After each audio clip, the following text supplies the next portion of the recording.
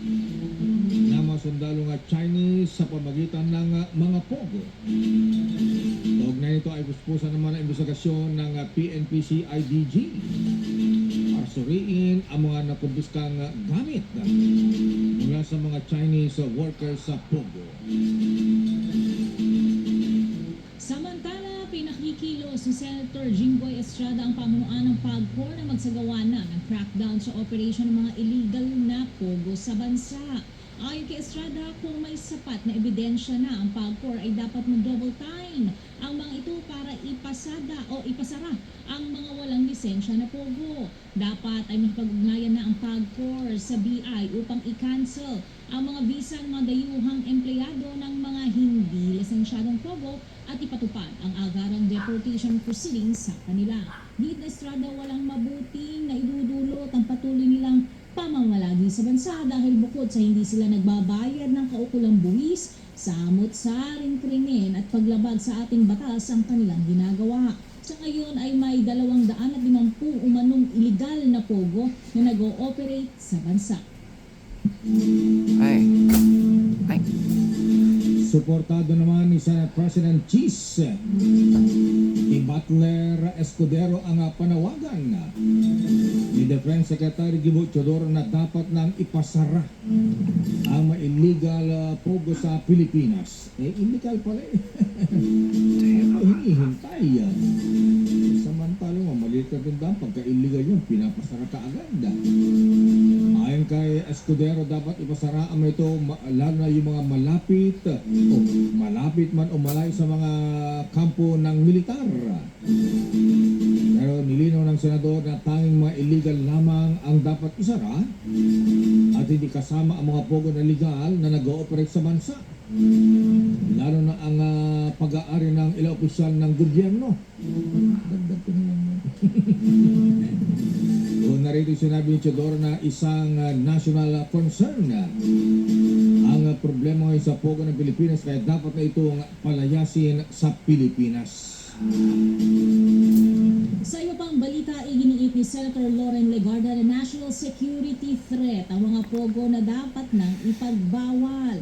Ayon sa senadora, dapat ay kumilos na ang law enforcement agencies upang ipasara ang mga pogo na ginagamit sa krimen. Dagdag ni Legarda, dapat anya agad ipareport ang mga mainland Chinese nationals na nag-ooperate ng mga illegal na pogo na sangkot sa mga krimen para sa ikabubuti ng ating bansa.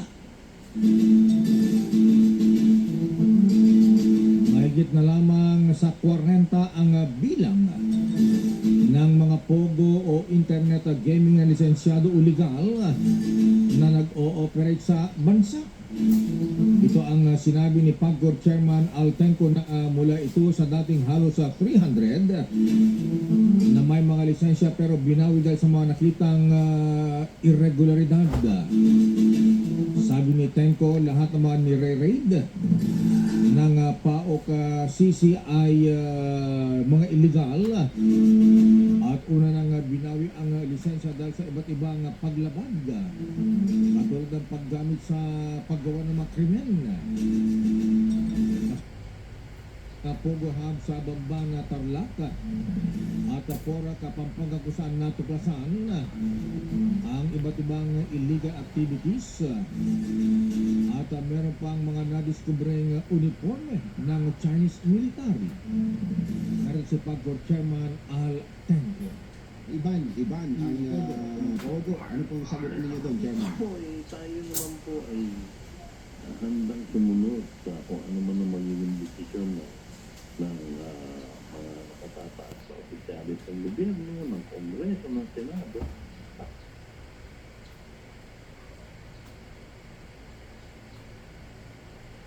Hanap buhay ng tama. At ito'y nagdudul o nagbibigay ng halos hinigit ko lang 20 bilyong piso between PAGCOR and the BIR lamang sa license fee. Kaugnay pa rin ng balitang yan, hindi solusyon ang pagpapasara sa mga pogo na tinanggalan na ng lisensya para mapigilan ng mga illegal na gawain nito. Ayon kay PAGCOR Board Chairman Alejandro Tenco, kahit i-shutdown na ang operasyon ng isang hindi lisensyadong pogo, lumilipat lamang sila sa ibang lugar para doon muli mag-operate. Iginiitenko na mahalaga ang papel ng mga law enforcer tulad ng PNP, Bureau of Immigration at PAOK dahil wala naman anyang police power ang PAG-4. Narito muli si Tenko. Alam niyo po, ang PAGCOR ay wala naman police power yan. Wala akong hangad ang PAGCOR na magkaroon pa ng police power. Kaya lahat po ng mga ahensya ng pamahalaan na katrabaho namin, nandiyan po ang Philippine National Police, nandiyan po ang Bureau of Immigration, nandiyan po ang Department of Justice, nandiyan po ang PACF, nandiyan po ang NBI. We furnish them right away the newest list of active licensees. Sa kasalukuyan, 43 pogo hub na lamang ang sa Pilipinas ang nananatiling legal habang nasa 250 naman ang illegal.